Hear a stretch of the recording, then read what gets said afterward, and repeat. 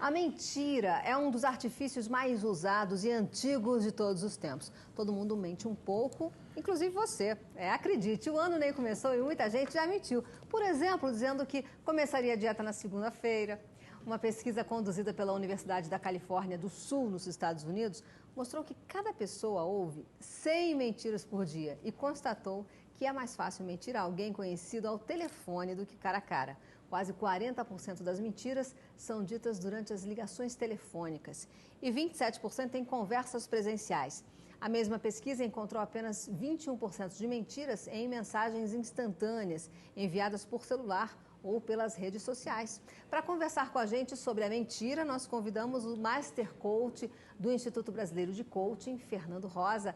Tudo bem, Fernando? Tudo bem, Adriana? Tudo bem, Leão? Seja muito bem-vindo. Eu que agradeço o convite e falar sobre um assunto bem interessante, né? Hoje é terça-feira. Será que você em casa começou a sua dieta na segunda-feira? Começou ontem a sua dieta? Ou será que você está se auto-sabotando novamente? Pois é, quais são as mentiras mais comuns do nosso dia a dia? Essa da dieta, por exemplo, é uma delas? Essa da dieta é uma delas. Aí nós temos aquelas mentiras do trabalho. Por exemplo, atrasou por causa do trânsito. Sempre é o trânsito, né? Trânsito, mas estamos em janeiro, sem aula, mas atrasei, foi o trânsito. As mentiras de casa. Ai, bem, estou com uma dor de cabeça hoje não. Entre outras mentiras que às vezes a gente fala assim, mas não foi uma mentira, foi só um aumento, por exemplo, num currículo de trabalho. Eu digo, acho que é melhor você falar a verdade, porque a mentira ela tem a perninha curta, né? Mas, Fernando, existem mentiras contadas para o bem? Sim, Adriana. Aquelas mentiras em casa. Por exemplo, mamãe contando para o filhinho, desvira esse chinelo, senão a mamãe morre. Já ouviram essa história? Vovó contou, mamãe contou quando você era pequeno. Porém, isso, na verdade, foi colocado para quê? Para deixar a casa mais em ordem. Então, foi uma mentirinha do bem para deixar a casa em ordem. Aquela mesma coisa daquela desculpa da manga com leite. Uma mentira que veio da época da escravidão, mas é um mito. Entre outras, por exemplo, em casa, eu tenho uma filha de 2 anos. Eu tinha um hábito de falar uma mentirinha para ela. Como eu viajo muito com o Instituto Brasileiro de Coaching, dando treinamentos pelo Brasil, aí eu saio de surpresa.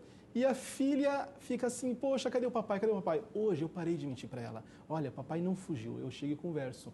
Filha, papai vai sair para trabalhar. Então, falar a verdade facilita muito na compreensão, tanto das nossas crianças como dos adultos também. Eu sempre disse isso, assim, eu acho que eu sou preguiçoso demais para mentir. Porque mentira demanda uma série de outras coisas. Né? Uma mentira emenda na outra, vira uma confusão danada. E eu tenho uma preguiça de mentir por causa disso. Às vezes eu prefiro, né, falar a verdade para poder... Falar uma mentira curta é fácil, ela pode solucionar um problema rapidamente. Porém, para você manter essa mentira, cansa. Porque você vai ter que pensar, você vai ter que processar. E daqui a pouco a gente vai falar um pouquinho sobre os gestos, porque o mentiroso ele tem que equilibrar o que ele fala, o que ele pensa, as palavras que ele vai usar e o seu corpo. Porque senão você fala... Ai, estou tão empolgado, estou tão cheio de energia hoje. Mas o seu corpo transmitiu outra coisa. Exatamente. Então, o mentiroso ele tem que ser muito bom. Isso aqui na televisão, então, fica todo mundo olhando pra gente, a gente não tem como mentir. Não tem como. Esses dias mesmo aconteceu isso. Aí nós estávamos os dois cansadíssimos, né? E aí o nosso diretor falou, acabou o primeiro momento do programa aqui, ele veio e falou assim, o que vocês têm hoje? A noitada foi boa ontem, vocês estão... Acho uma maravilha. Agora, como é que é a mentira no mundo virtual? Olha, o mundo virtual, já existem alguns estudos. Vamos pegar a primeira parte, as redes sociais. Pessoas que colocam fotos que não são delas, os fakers. Ou pessoas que colocam a foto de 10, 20 anos no passado. Faz o Photoshop também, né? Tem o próprio Photoshop. Ou alguns não fazem nem o Photoshop, só dão um zoom na parte mais bonita que tem. Esse é um ponto, mas vamos falar um pouquinho sobre a questão dos chats. Quando você está usando alguns meios de comunicação virtuais dentro da empresa ou com uma pessoa, com um amigo, como que você identifica a mentira?